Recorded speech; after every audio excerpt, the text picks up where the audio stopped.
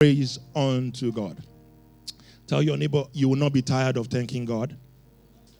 You will not be tired of giving him praise. Tell them that the sound of rejoicing will always echo from your home. The sound of rejoicing will always echo from your home. Psalm 68 verse 4. The NIV says, sing unto God. Sing praise to his name. Extol him that rides upon the heavens by his name, Jehovah. And rejoice before him. He says, sing to God. Sing praises to his name. Extol him. Magnify him. The one who rides upon the cloud. By his name, Yah. By his name, Jehovah. And rejoice before him. And Philippians chapter 4 verse 4. Philippians 4 verse 4.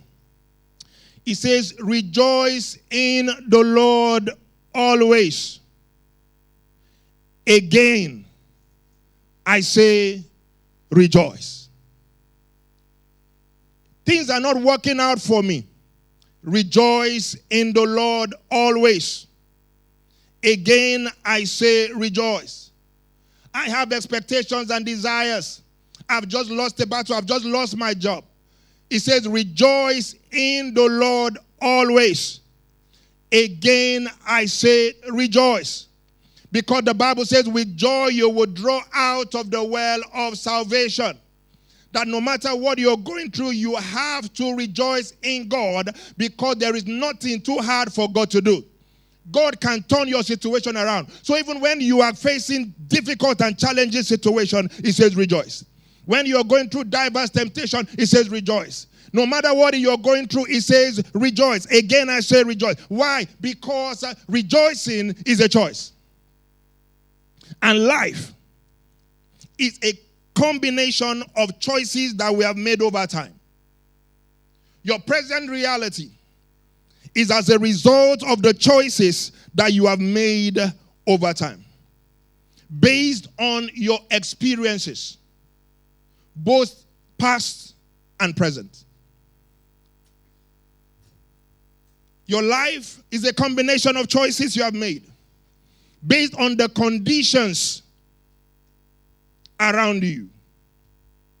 Also, we make choices based on the expectation of the future outcome that we think is possible based on our physical reality.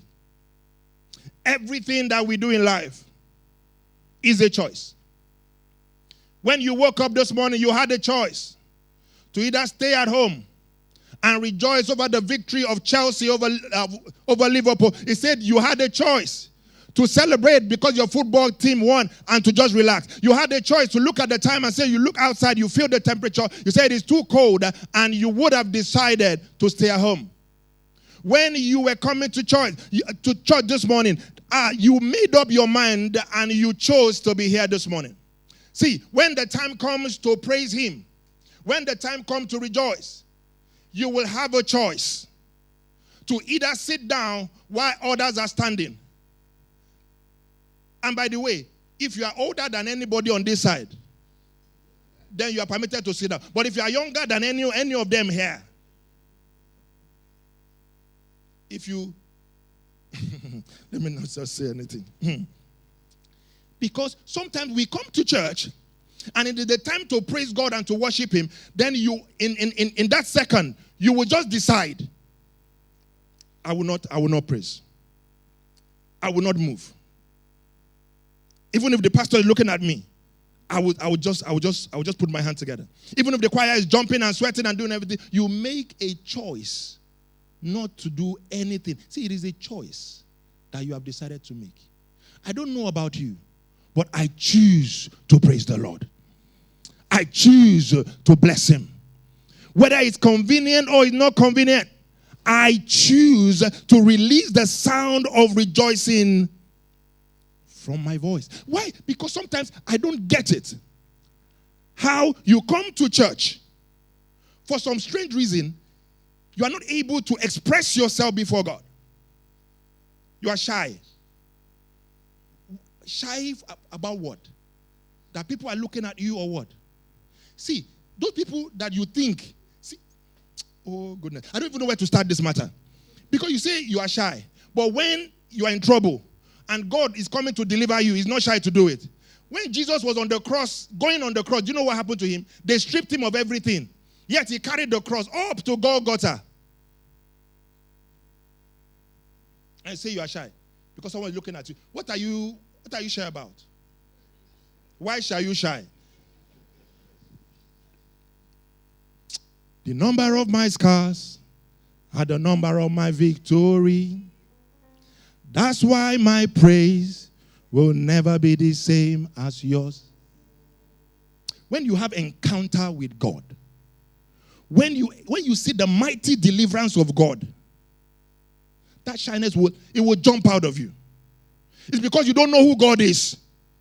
You have come before the King of Kings, the Lord of Lords, the Ancient of Days, the mighty God, the great I am, the Lion of the tribe of Judah. He's walking with you. He's carrying you. He has covered you with his glory. You say you are shy. Why? You are covered with the glory of God. What are you shy about?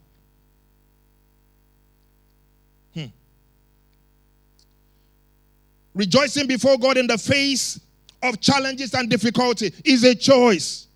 See, when things happen to you, you might not have control over the things that happen to you, but you have control about how you react to that situation.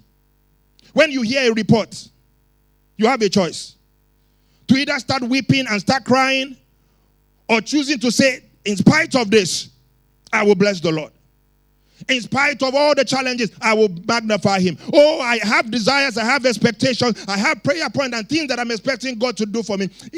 It has not happened. But as long as I have breath in my lungs, I will bless him. As long as I know that God is still on the throne, I will exalt him and I will magnify him. It doesn't matter what I'm going through. It doesn't matter what I face. It doesn't matter my troubles. I will praise him because I have breath in my lungs. And even in the face of challenges, you bless him because God is able to turn the situation around. I'm gonna dance and praise him. It doesn't matter what comes my way. Why?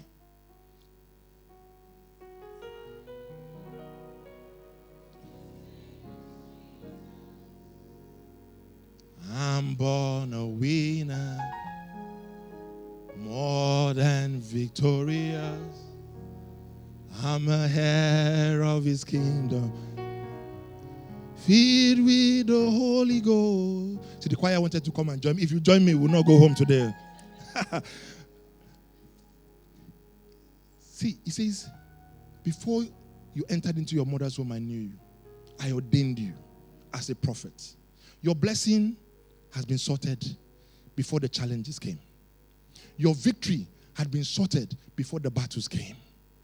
See, your healing had been sorted before the sickness came. Do you understand that?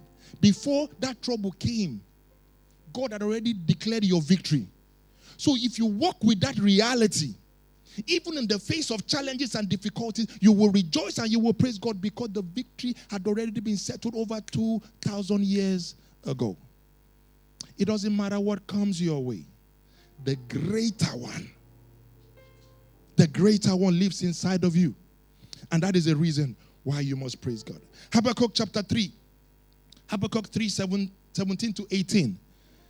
It says, though the fig tree may not blossom, nor the fruits be on the vine, though the labor of the olives may fail, and the field yield no food,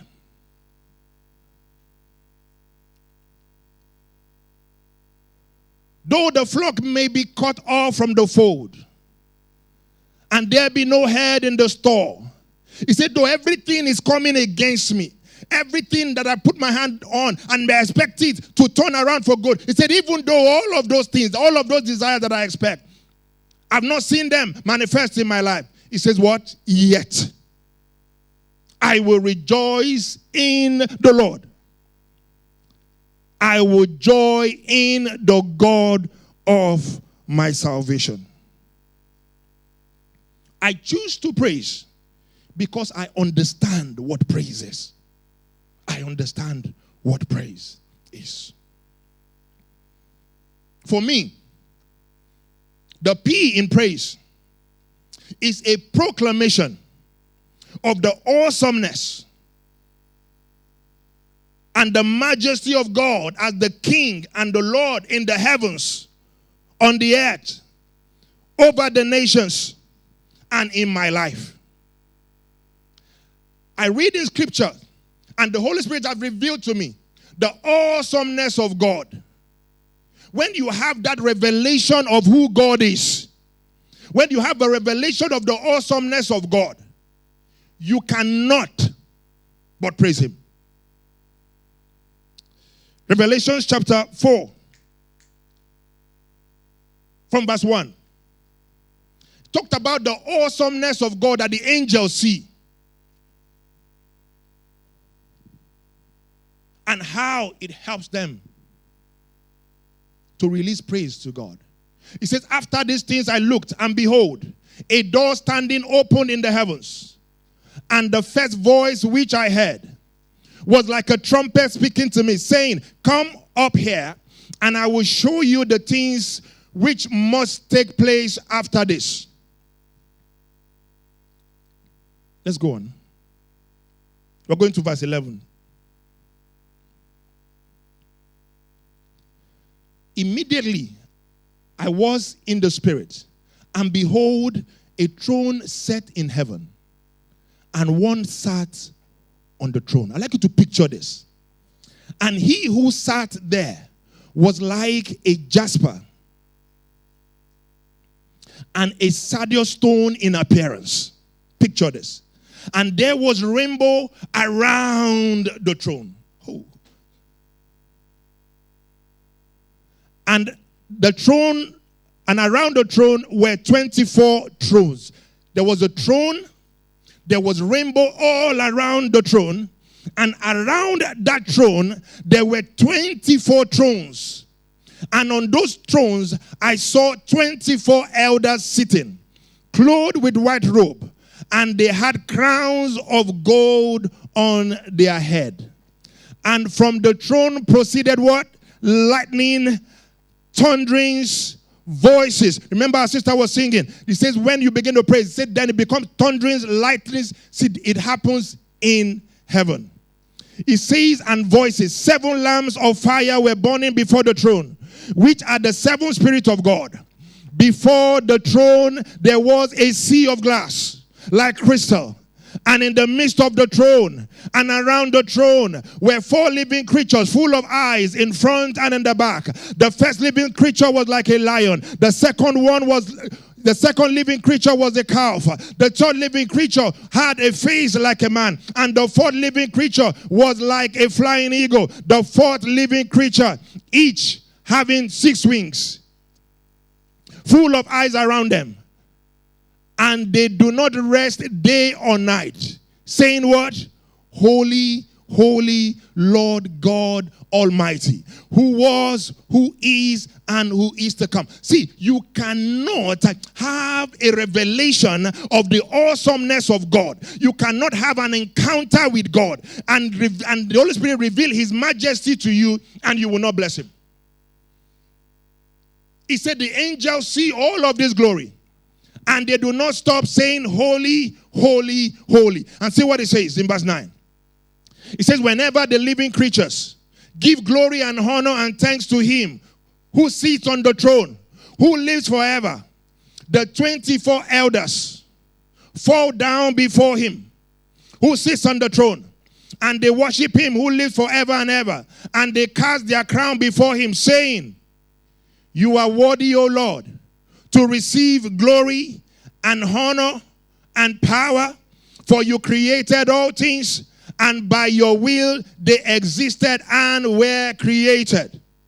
It says that anytime this creature declares holy, holy, the 24 elders, they drop their crown and they declare that God is worthy to be praised, to receive glory and honor. Then I read this and I said, the only time that the elders take off their crown is whenever the angels declare God is holy. And verse 9 tells us that the angels declare that God is holy when? In the day and in the night. He said they never stop declaring that God is holy. So what that means is that the 24 elders will never stop casting their crown before God, because as long as all of the creatures continue to declare his majesties, the 24 elders continue to bow. Have you seen in movies when somebody does something great, some people will lift up their hands and they do this? Have you seen it in the stadium or in the stadium where somebody scores a goal or a team is trying to celebrate? The fans are trying to celebrate their team, and you see them doing like this. And you think it is just, no, it is what? A sign of worship. And the Bible says, you and I, that know the awesomeness of God, the mightiness of God, it says our life must be a life of continuous praise and worship. That is, you wake up in the morning, you declare his majesty. As you are walking, you declare, God, you are holy. God, you are good. God, you are faithful. Because the angels are doing it 24/7. Then you have to do it. And you ask yourself, when you come to church, for 40 minutes of praise, it's hard for you to do. So now, if you indeed want to see God, the only thing that happens in heaven is worship. If you don't know how to worship him here, how easy will it be for you to know how to worship him there? So do you understand what it means when we say praise and worship God? Because it is preparing you for what God is inviting you to do. I praise him because I recognize his faithfulness in my life. You've been faithful, Lord, from all ages past. That is why your name is forever. You've been faithful, God. Ask who I need you on the drums. From all ages past, that is why your name.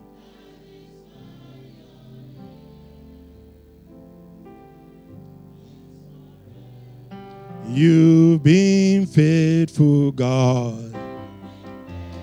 Aha, you're getting it. From all ages past, that is why your name is forever. You've been faithful, God.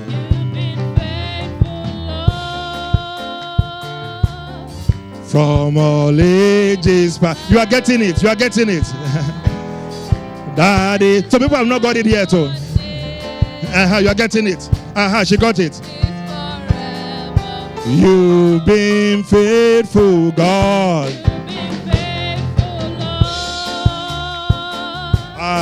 From all ages past.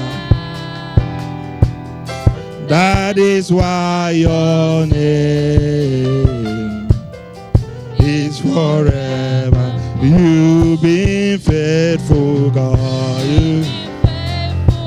Has God been faithful in your life? Has he been gracious and merciful to you? And that is why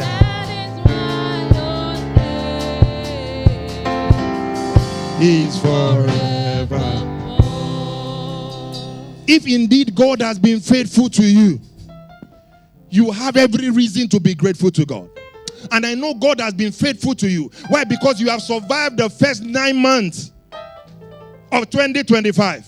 You have survived the challenges, the troubles, the difficulty, everything that the devil threw at you. Everything that the enemy, the expectation of the devil is that you will not be here today. Do you understand? The desire of the enemy is that you will not be here today, but God in his mercy and in his faithfulness has kept you. Psalm 107 says, oh, give thanks unto the Lord, for he is good and his mercy endures forever. He said, let the redeemed of the Lord say so, whom he had redeemed from the hand of the enemy. And verse 8 says, oh, that men will praise the Lord for his goodness and for his wonderful works to the children of men. Oh, that King's Castle will praise the Lord. Oh, that the men in the house will praise the Lord. Oh, that the women in the house will praise the Lord. Oh, that the youth in the house will praise the Lord. Oh, that the young girls in the house will praise the Lord. Oh, that the young boys in the house will praise the Lord. Oh, that the people whom God has delivered will praise the Lord. Let somebody praise the Lord.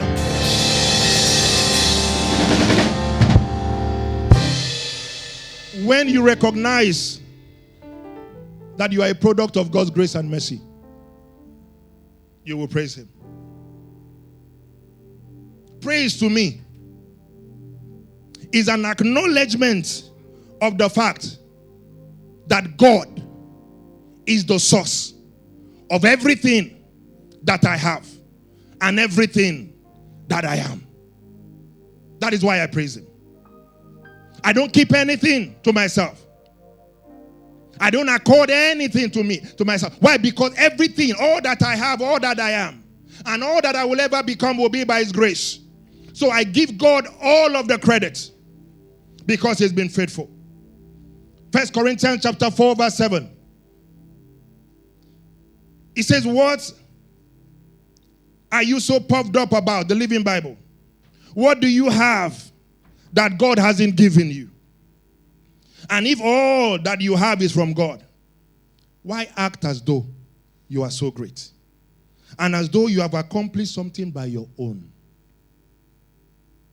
Why do you carry yourself as though it is not the breath of God that is in your lungs?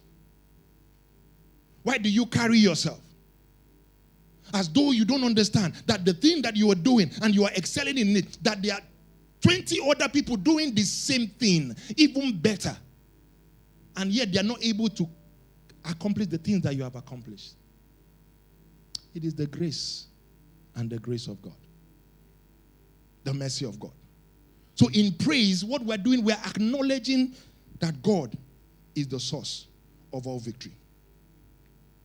Praise to me is an incredible weapon of warfare that can bring down the strongest wall and destroy the greatest of armies. The way I fight my battles is through worship. When you worship God, the Bible says God inhabits the praises of his people. So it means that when you're going through challenges and difficulties and you find yourself in a battle and you begin to praise God, you are saying, God, I'm giving you the battle. Come and fight this for me. Take over. And when God takes over your battle, one thing that is sure is that you will never lose. You will never lose. You will never lose. That's why I put on my dancing shoe, knowing what? Choir, come and join me. Otherwise, we won't leave here so that we'll go. As we begin to wrap up, I want us to have this understanding because we're going to dance and we're going to praise God. I'll leave you in 5 minutes. Somebody time me, please. 5 minutes, I'm out of here. Praise is an unconventional weapon. You see, it's so incredible that the devil does not understand how it happens. 2 Chronicles chapter 20 verse 22. It says that when they began to sing and to praise, what happened? The Lord set an ambushment against the people of Ammon, Moab, and Mount Seir, who had come against Judah, and they were defeated. They were praising God, man, and God was fighting their battle.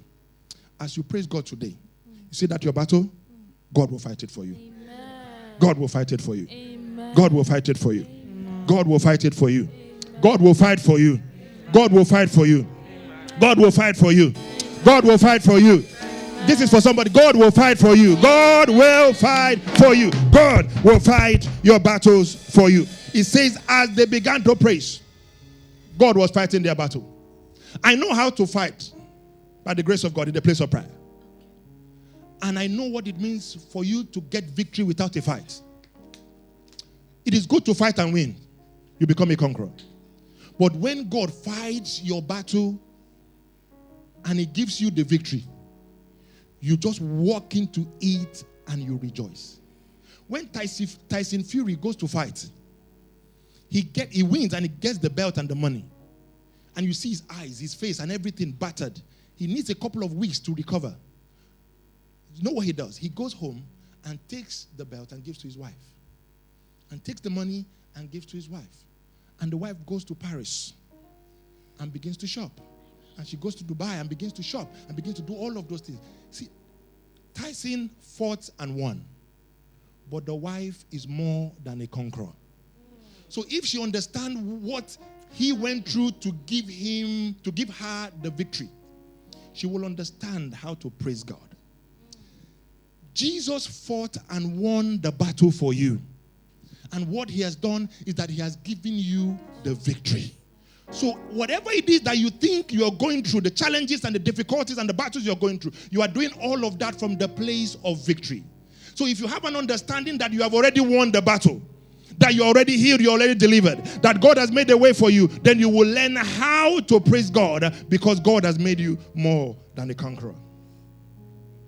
Praise for me is a shout. Praise for me is a shout. And lastly, the E, because I want to get out of your face so that we can praise God. You're tired of seeing my face today, haven't you? Praise is an expression of gratitude to God for who He is, for what He has done, and for what He's going to do. I close with 2 Samuel chapter 6, from verse 20 to 22. Because some of us now, when it's time for us to get into a time of praise and worship, first we say, I'm shy, I don't want people to think I've not got it together. David was arrayed with glory and majesty. More than anything that we can even think about in this dispensation. And he was dancing and he was praising God. Just like some of us will dance and praise God. And some of us will be like Micah, that will come and say to him when he returned home to bless the family. Micah, the daughter of Saul, came out to meet him. That is how somebody will be looking at you. When the time comes for praise and worship. Somebody, your neighbor, that neighbor. I'm not pointing at that neighbor, but you know that neighbor. That's how they'll be looking at you when others are dancing and praising him. And they will say, with disgust, how distinguished is the King of Israel looking today? See how you are exposing yourself. See how you are just jumping around. See, that is some people will say that to you. He says you are just shamelessly exposing yourself before the servant. You are shamelessly exposing yourself before these little children. Like a vulgar person, a drunk person would do.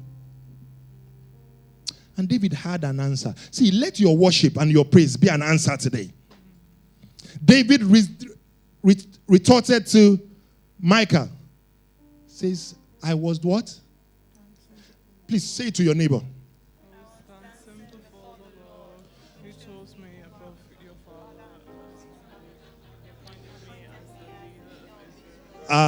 So David said, I was dancing. But you are going to tell them, I will be dancing. Before who? Who chose me? Above everyone else. And above every family. He chose my family. Brought me thus far. And he has appointed me to be the leader in this nation. To be a king and a priest. To reign before him. And before the people of God. So I will do what? I will celebrate before the the Lord. Is there somebody who has that testimony here this morning? Is that somebody who is grateful to God? Lift up your voice and begin to bless him as the choir leads us in another session of worship and praise. Magnify him and bless him and give him praise and give him the glory. Because it is before God. It's before God. Your maker.